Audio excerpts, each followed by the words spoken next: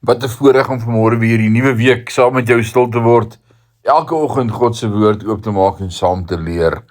Ek is Rinus van Sion in Parys. Vanmôre dag 89 van ons reeks deur die Nuwe Testament. En vanmôre wil ek vir jou sê hou aan bid.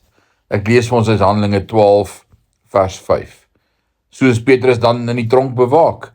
Die kerk het aanhoudend vir hom tot God gebid. Daar is namens Petrus gebid. En wat 'n verskil sou dit maak?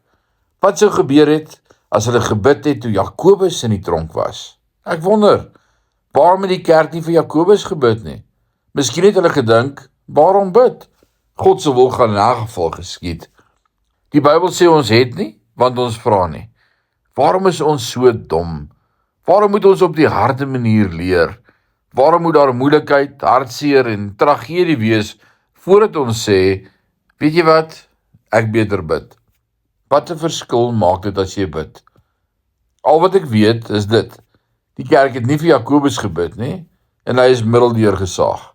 Hulle het vir Petrus gebid en hy gaan op die punt staan om gespaar te word.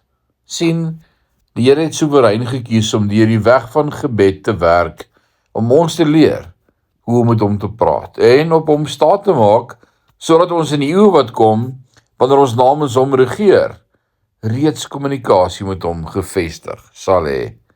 Mag die Here jou seën in hierdie dag. Amen.